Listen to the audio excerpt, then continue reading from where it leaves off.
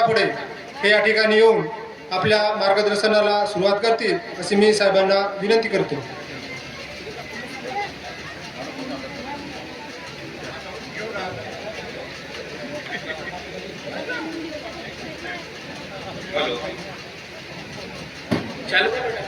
Hello.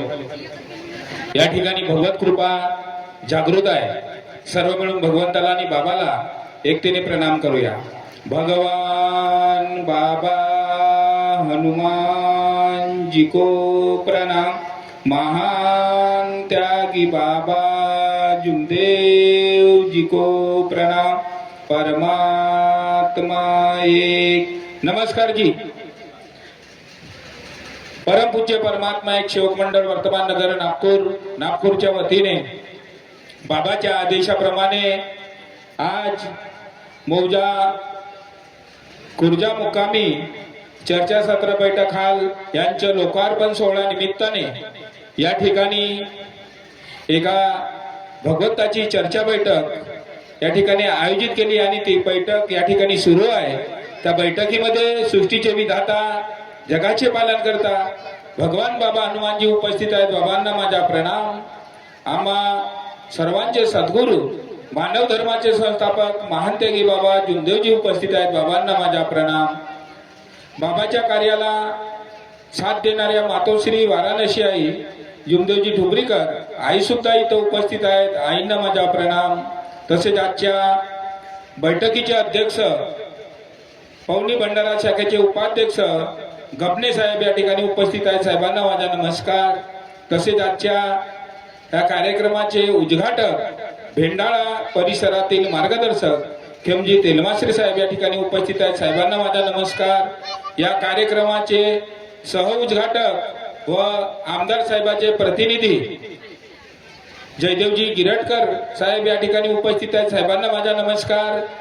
मंडळांतर्गत सर्व मार्गदर्शक ज्येष्ठ श्रेष्ठ सेवक मंचावरील मार्गदर्शिका उपस्थित सर्व सेवक सेविका बालसेवक आणि आमचे मानव सेवा ग्रुपचे सर्व सहकारी सर्वांना माझा आदरपूर्वक नमस्कार.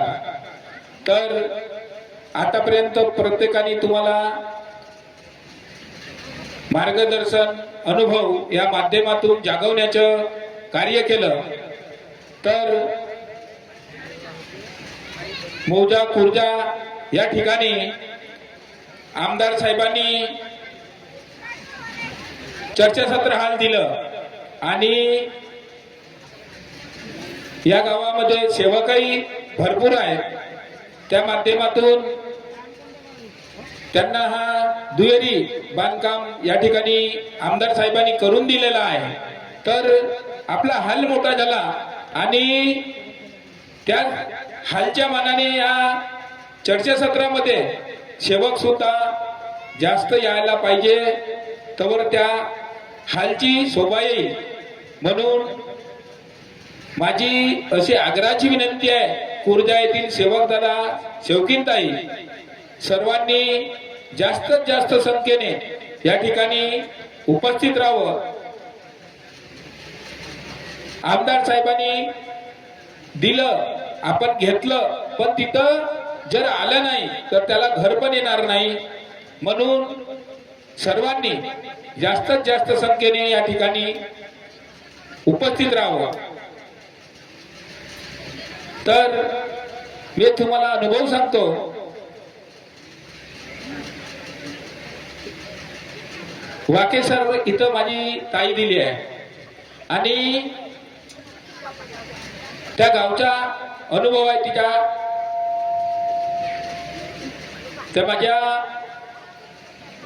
भाऊजीचा लहान भाऊ जेव्हा शेंद्री या गावामध्ये एक मैत होती त्या मैतीला तो इथं आला आणि तो परमात्मा एक सेवक होता.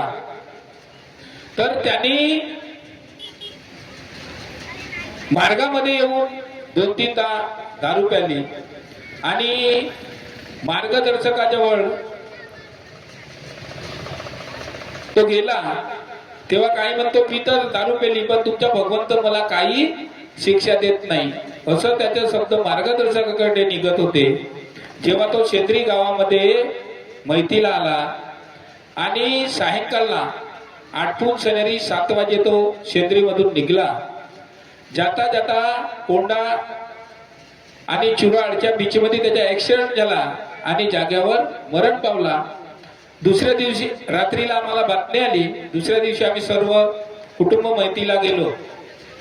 तेव्हा तिथं वाकेसरचे मार्गदर्शक नान्हेजी यांनी त्यांच्यासोबत मी बसलो. त्यांनी पूर्ण हकीकत माझ्याजवळ सांगितली त्या सेवकाची, की म्हणे साहेब म्हणे मार्गात येऊन यांनी 4-5 वेळ चुका केली होती म्हणे, आणि असा म्हणत होता म्हणे की मी चूक केलो तर मला सजा का नाही मिळत. तर या मार्गात येऊन जर आपण चुकलो, भगवंत कोणा ना कोण्या रूपाने आपल्याला शिक्षा ही देते. तर त्याची अवस्था अशी झाली की तो या शेंद्री गावामधून मोटरसायकलने एकलाच निघाला सायंकाळला 7 वाजे आणि उभ्या ट्रकला जाऊन गाडी ठोकली, जाग्यावर मरण पावला. म्हणून सांगण्याचा तात्पर्य हाच आहे की या मार्गामध्ये जेव्हा आपण येतो त्या भगवंताला सत्य वचन देतो की बाबा मी मरेपर्यंत तुझ्या तत्व सप्त नियमाचे पालन करीन, आणि मग ते आपल्याच्यानं होत नाही. म्हणून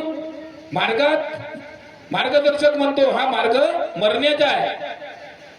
याचा विचार आपल्याला मार्गात यायच्या पहिले करणे आहे. आपण मार्गात आल्यावर नाही त्या चुका करून टाकतो आणि मग दुखी होतो. तर त्याच्या जाण्याने 2 मुलं आहेत त्यांना, तर त्यांच्या कुटुंबावर दुःख झालं आणि तो एक कर्ता पुरुष म्हणजे त्या घरामधला होता आणि तो गेला. म्हणजे तो कुटुंब पोरका झाला. असं कृत्य करत असेल, लपवून ठेवत असेल तर त्यांनी असे करू नये. माझ्या गावाशेजारीच हे एक अत्री गाव आहे छोटस. त्या गावामध्ये एक अनुभव घडला असा. विक्रम मदन त्या सेवकाचे नाव आहे. त्यांनी मार्गात येऊन 2दा दारू प्याली. तिसऱ्यांदा खोटे बोलून कार्य घेऊन गेला माझ्याकडून. आता मला माहितच नाही हा दारू पिते का काय म्हणून, पण तिथल्या एका सेवकाने फोन केला, काकाजी म्हणे यांनी दारू प्याली होती. तो कार्य घेऊन कार्य संपल्यानंतर पुन्हा आला. अरे म्हणे तू म्हटला तू या मार्गात येऊन तू दारू प्यालीस, मी तुला मग कार्य देत नाही. नाही जी म्हणे मी पिलोच नाही. खूप खोटा बोलला तो. नाही पिलो म्हणे. तू म्हणला 2 सेवकाला घेऊन ये आणि म्हणला त्याच्यावर म्हणत असतील तर पाहू म्हणला. नाही जी म्हणे मी पिलोच नाही. तर त्याला मी कार्य नाही दिलो आणि तो असाच वापस घरी गेला. नंतर 2-3 दिवसांनी काय घडलं, त्या गावामध्ये 3 मुलं एका खणीमध्ये मरण पावले. त्या मुलाला घेऊन तो ट्रॅक्टरवर मांडून अड्याला गेला. तिथं त्याने दारू प्याली. सगळ्यांनी त्याला पाहिलं. मग पुन्हा तो माझ्याकडे 2-3 दिवसांनी आला. कार्य म्हटलं त्या दिवशी तू अड्याला गेला तर दारू नाही प्याली का? होजी म्हणते मी पेलो. तर म्हटलं तुला कार्य कसं द्यायचे? तू म्हणला कार्य बंद कर, मार्गातून निघून जा. नाही जी म्हणे माझे लहान मुलं आहेत, मला कार्य द्या. मी म्हटलं तू आपल्या गावामध्ये 3 बैठकी जा, त्या भगवंताला माफी माग आणि मग ये म्हटलं माझ्याकडे. तर तो त्या बैठकीतही जात नव्हता आणि इकडे कार्य घेत नव्हता. तर घडलं काय, त्याच्या घरासमोर अशी बांधी होती एक आणि त्याची पत्नी त्याची धानाचे निंदन करायला गेली. तिला विषारी सापाने चावा घेतला. एका तासामध्ये मरण पावले. एका सेवकाने फोन केला जी म्हणे असं असं प्रकार आमच्या गावामध्ये घडलं. तर म्हटलं त्याने चूक केली, पत्नीने भरून दिली. या मार्गाचा नियमच आहे.